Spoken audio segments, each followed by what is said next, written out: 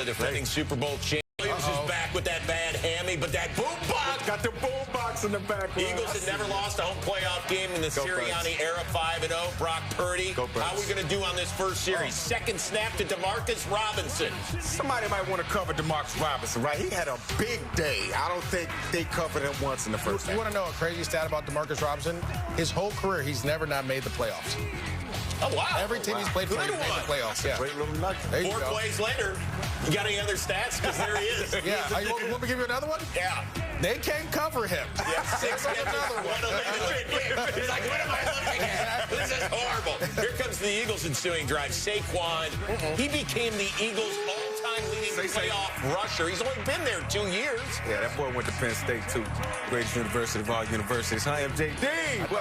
How's that football program doing these days? Dallas Goedert, that's the tight end around. That's a rushing score for him. Missed PAT by Jake Elliott, so it's 7-6. He just became a dad. That's why we did the Lion King father. That's awesome. Second quarter. Eagles down 1, 4th and 2. What are we doing, Sirianni? Hurts. Ball off. No. Goddard.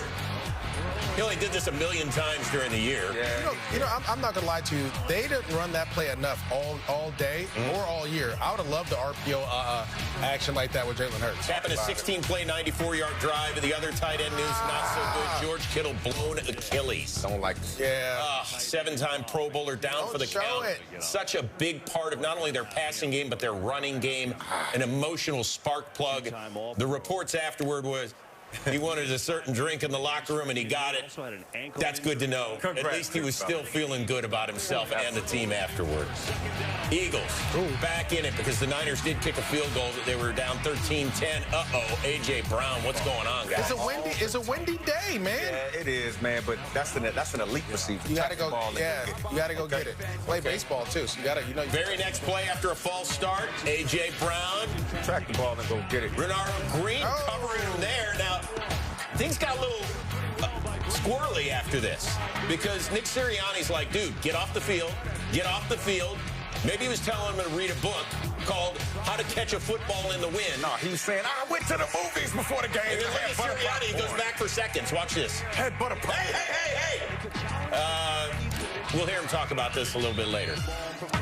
They said everything was good between them. Yeah, wide receivers like to get attention. Fourth quarter, Phillies up 6. Purdy.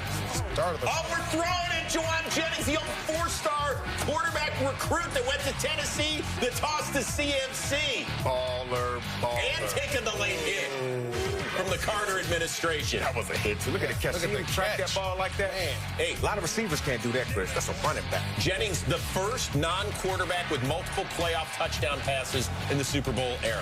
Then Purdy, picked by Quinyon Mitchell. He's never had an interception in the regular season. He's got 4 in the playoffs, including 2 on Sunday. Early in this game, they picked on Quinyon. Glad to see him come back. Saquon, he gets upended.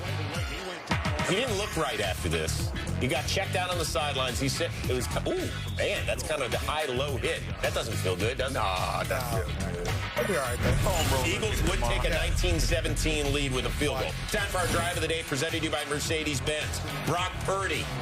Who were you guys talking about at the beginning of the highlight? Who they couldn't cover? I told you. Robinson. How about a gain of 16? Look at that. Can't cover him. Wide open all the time. Free access all We miss him with the Ramley, too, by the way. Shout out to him. 2 plays later, Purdy. McCaffrey. Look at that. Look at a cut. That was a screen. It was set up that way. Yes. Again, it just looked like a swing route. And we know that he's got wide receiver skills. Watch what McCaffrey does out of the backfield. Goes left. Look, is that a little arrow route? This is a cross-key Texas route, guys. I like it when you talk dirty. Oh, my goodness. This is uncommon. Teams don't do this. Look at this. Yeah. Fake blocking. Goes like he's going to the flat. Come underneath. Amazing. Great play design. 8th straight playoff game with a touchdown. 3rd lead change in the 4th quarter between these teams. And yeah, they're loving it. Ensuing Eagles drive.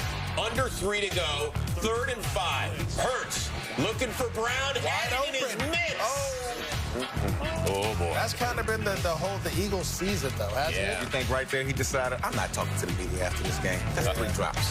Okay. Hurts, Goddard on 4th and 5. That's how you do it. He catches that thing, though. Yeah, He'll catch it. Get it into Niners territory after a gain of 15. Under a minute to go. 3rd and 11 from the San Francisco 21. What do you got, Bobby Saleh? Hurts, Devontae Smith. Oh, he gets split up by Malik Mustafa. Tips it up with those. Gotta get those, but we couldn't on that. So 4th and 11, the champs still alive. What play you think they're going to run? All go. All go. Every time. Goddard, but it's Eric Kendricks, who was on the street a month ago and is now a starting linebacker. What a game he had. What a game plan by Saleh and Shanahan. On the coaching side of things, this Niners defense came up huge. They are off to Seattle.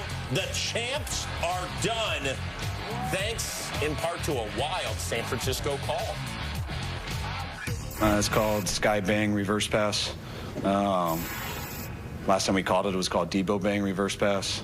We ran it in New Orleans when Emmanuel threw to Raheem, kind of the same area of the field. We were trying to set it up a little bit. We got a jet sweep to Sky earlier in the game, and we had to be on the right hash for the play because Juwan's not left-handed. So we were just hoping to get it around there. Clay suggested it. It was a hell of a suggestion, and Juwan threw a perfect ball, which made me a little scared. I thought he should just throw in a bad ball and put it on him. So I thought it was a hell of a catch by Christian, and I didn't see it, but knowing that he got roughed up and stuff just shows what a G Juwan is, high school quarterback. I was on the edge, sort of blocking, sort of not in the play, and then I look back, I see JJ get hit, and I was like, dang, dude, should I have done something about that? And then I look up, and the ball's in the air, and Christian tracked it. It was wobbling in the wind, and the fact that Christian caught it over his shoulder, dude, I was like, oh, my gosh. And I looked back to JJ, and I was like, you all right? And then celebrated. So it was a really cool play. Oh, man, Juwan ripped it. You know, that was in the air, felt like for like 15 seconds. But, no, it was, again, just a great play call, well executed. You know, it's a good momentum play, too. And how proud are you of taking the roughing passer as well? Oh, yeah, and one. You know what I'm saying? It's the and one, you know? Man, I just feeling good, man. Brock, the whole team just puffing me up after we found out it was an and one, and went to the sideline and just celebrated with the team, man. Pumped. And for defense to come out there and finish the game the way they did, it was tremendous. There's a lot to break down there, yes, guys. It is. And one, I love that. So the Eagles suffer their first home playoff loss in the Sirianni era. They're the first defending champion to lose in the wild card round since the 2019 Patriots. Tough offensive season as well. Not on this full screen.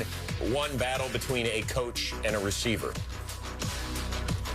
I love AJ. I think he knows how I feel about him. I have a special relationship with him. We've probably went through every emotion you can possibly have together. We've laughed together. We've cried together. We've yelled at each other. You know, we're both emotional. I was trying to get him off the field, and, you know, you never want, you know, that happens in this game. That happens in this game, but I love him. Kevin's taken a lot of heat for some of the offensive struggles. Obviously, it's a difficult time, but, you know, your first thoughts on his performance? Yeah, you know, again, there will be time to evaluate everybody's performance. Right now, I feel for all our guys in the locker room, all the players, all the coaches, you know, the front office, everybody that works so hard, the fans that come out and support us, Mr. Lurie, you know. I just feel for all of us, all of them, and, you know, there'll be time to evaluate everything at the end, you know, coming up. Kevin, of course, Kevin Patullo, the first-year offensive coordinator with the Eagles. So what changes should the champs make? Oh, wow. Number one, I would probably say you got to look at your number one receiver in A.J. Brown and really consider moving on.